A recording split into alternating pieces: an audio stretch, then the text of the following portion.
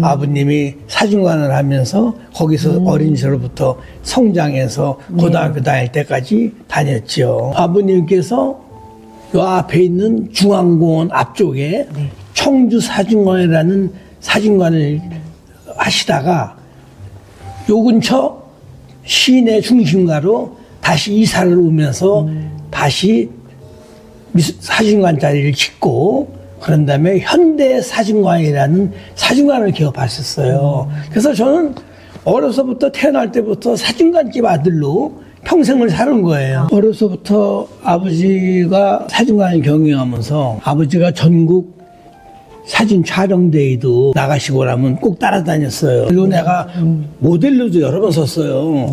우심천에서 노는 장면을 아버지가 촬영을 하고 또 경주까지 포항까지 가서 촬영을 하고 그래서 어려서부터 그렇게 자랐기 때문에 그런 장면을 보면서 사진관에 대한 또 예술에 대한 관심을 가졌지 않았나 이 생각해요. 그런데 단 한 번도 아버지는 지가 장남이기 때문에 사진업을 시킨다는 생각을 안 했어요. 너는 훌륭한 사업가가 되라. 근데 나는 사업가가 되는 것보다 예술 쪽에 관심이 그때 모락모락 싹이 텄던 것 같아요.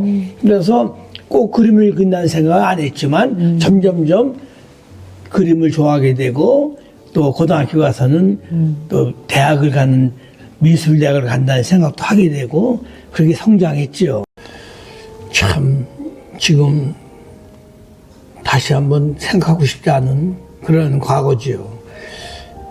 금수저로 살다가 어느 날 갑자기 흙수저로다가 추락하는 그러한 시기를 거쳤는데 그게 이제 본격적으로 아버지 사업이 떠들게 된 게 고등학교 때예요. 고등학교 시절에 1학년, 2학년 되면서 원양어선이 선박이 아니라 원양어선 사업을 한 게 충무하고 포항 아파트에서 한 거예요. 그래서 배를 원양어선이라는 뭔가 하면 원양으로 멀리 나가는 고기 잡는 배. 큰 사업을 한 거죠. 어선 사업이죠. 그러니까 원양 사업. 근데 뭐랄까 아버지 친구 사기꾼한테 속아가지고 완전히 폭삭망한 거예요. 그래서 집안을 전부 다 집에 건물이고 뭐고 부동산이고 다 잡혀가지고 투자를 해가지고 다 망하는 바람에 또 부도가 나고 또 아버지는 막 그냥 구속이 당하게 되고 이렇게 되니까 자식들이 나는 5형제의 장남인데 동생들 공부하던 동생도 다 지대로 공부를 못 시켜야 되고 어렵게 돼가지고서 다 서울로 전국으로 다 흩어지게 되는 그런 불행한 시기가 있었죠. 그게 결국은 화가라는 직업에 더 가까이 가게 되는 그러니까 내 마음을 삭히고 풀고 또 이렇게 아우를 수 있는 것이 그림밖에 없었어요. 딴 걸 할 생각을 못했어요. 너무 어려워서. 처음에는 자연과 그림이 반대편에 있는 건지 알았어요. 근데 자꾸만 그림을 그리면서 지금에 와서는 자연에 더 가까이 다가가는 그런 모습이 내가 나이가 먹고 이제 살 날이 적어지고 죽을 날이 가까워져서 그런지 몰라도 자연이 내 품이다 생각하고 그림 자체의 이미지나 색상과 구조를 자연과 대칭되는 게 아니라 자연과 호응을 하는 자연적 형태는 아니지만 자연의 본질이 그대로 옮겨지는 그런 작업을 지금 하는 것 같습니다. 그리고 또 그렇게 하려고 합니다. 본인 자신도.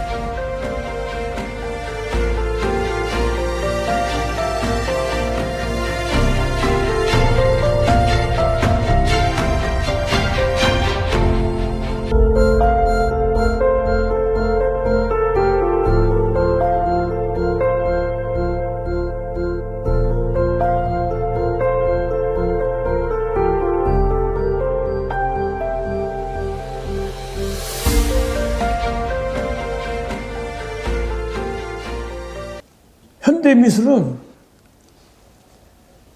도시의 모습을 그린 거로 생각했거든요. 도시라는 단어가 시티 아닙니까?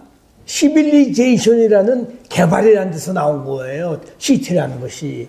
그래서 현대미술은 자연에서 뽑아낸 인공적인 세계다 이렇게 생각하기 쉬운데 그게 아니라는 걸 점점 깨닫고 자연 세계에 가깝게 그림을 접근하려고 좀 노력하고 있습니다.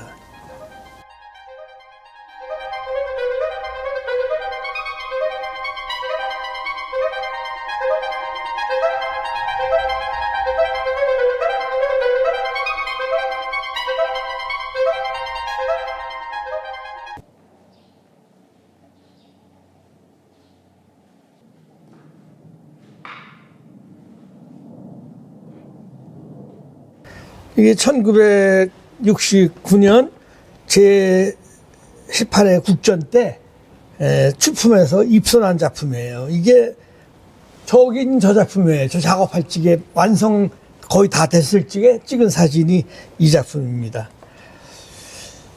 아, 참 감회가 깊은 작품이에요. 아, 오래됐네요. 네. 69년도면.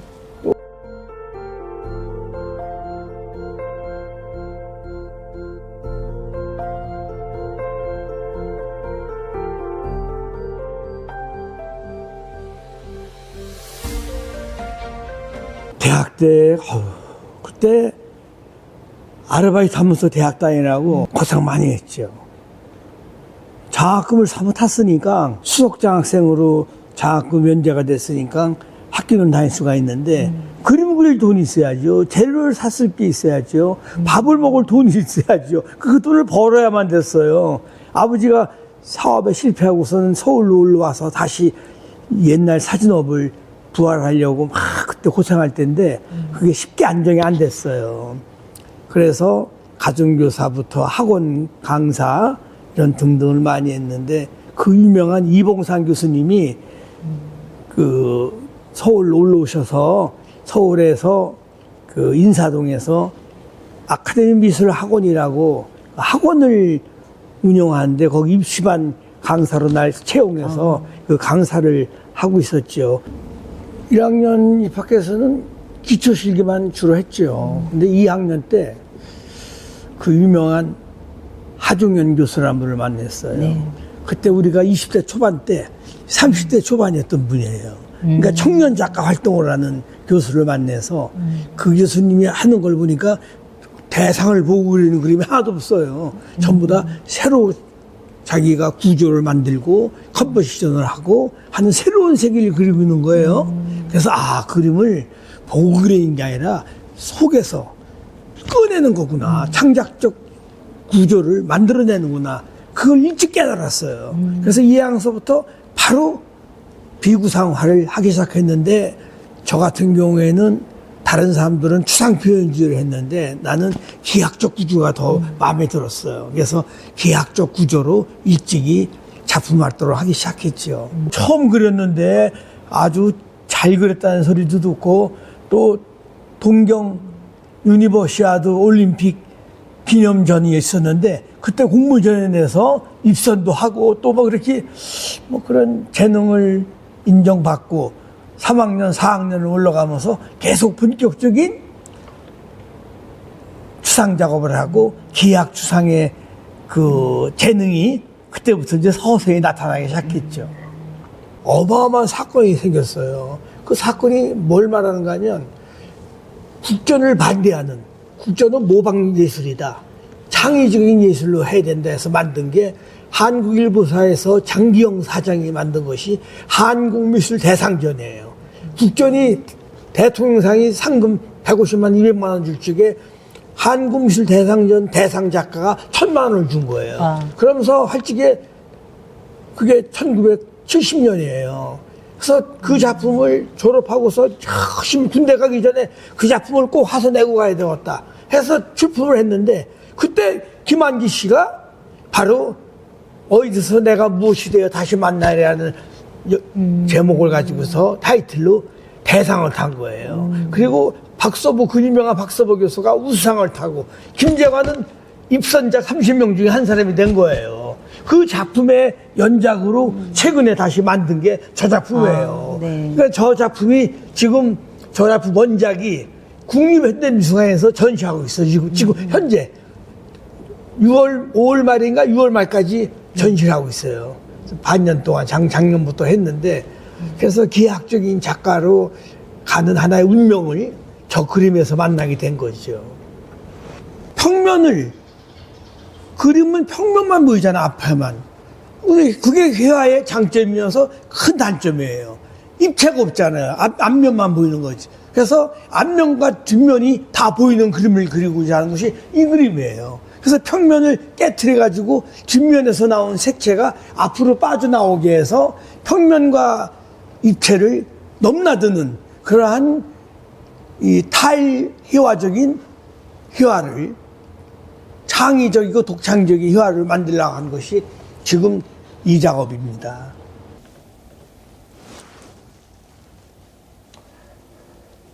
사람과 그림은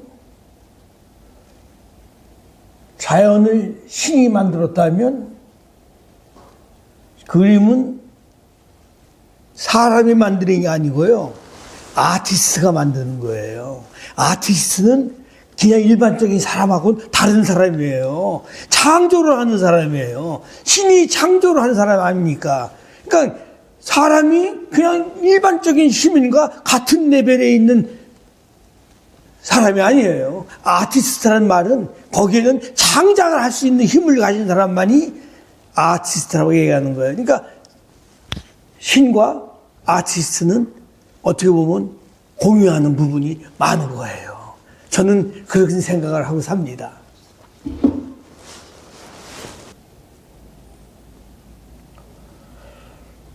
기뻤을 때가 많이 있었죠. 크기가 다를 뿐이죠. 어떤 거는 엄청나게 크게 폭발적인 원자탄 같은 기쁨도 있고, 어떤 건 소소한 기쁨도 있고, 근데 소소한 기쁨이라고 작은 거라고 해서 가치가 없는 게 아니라, 그건 그때가 아름다운 거고, 큰 기쁨은 큰 기쁨대로 또 즐거움이 있는 거고, 그래서 많은 기쁨이 있는데, 그 기쁨은 자기가 어떻게 수용하느냐에 그 가치가 따로 있지 않느냐, 이런 거예요. 그림을, 큰 그림을 그려서 완성했을 때 기쁨 대단하죠. 그러나 저희 큰 작품을 하다가 요즘 작은 작품을 하거든요. 근데 작은 작품이 얼마나 어려운지 큰 작품은 어려운 게 아니라 작은 작품은 또 더 어렵더라고요. 그러면서 또 기쁨이 작다고 해서 기쁨이 작은 게 아니라 그 작은 것 속에 작은 기쁨이 그렇게 아름다울 할 수가 없어요.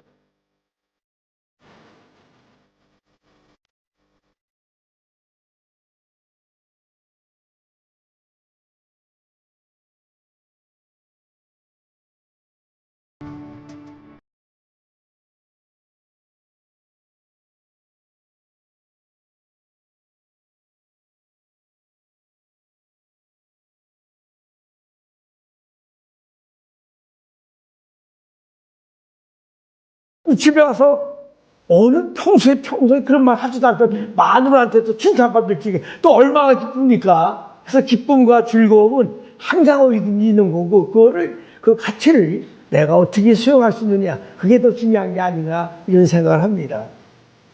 지금 이 순간에 그림을 그리면서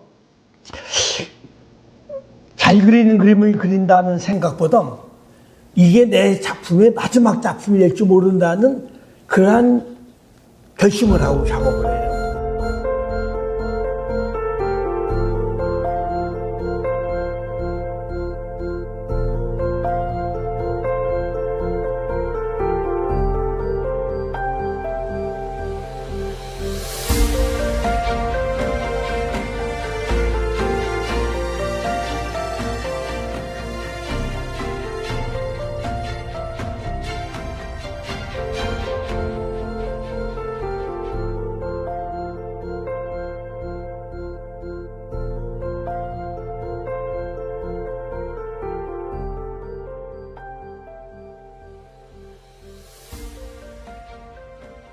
속상하고 힘들 때가 많죠. 이 하얀 캠퍼스가 아주 아무것도 없는 막연한 세계 아니에요. 이 막연한 세계에 늘 도전을 하면서 사는 거예요.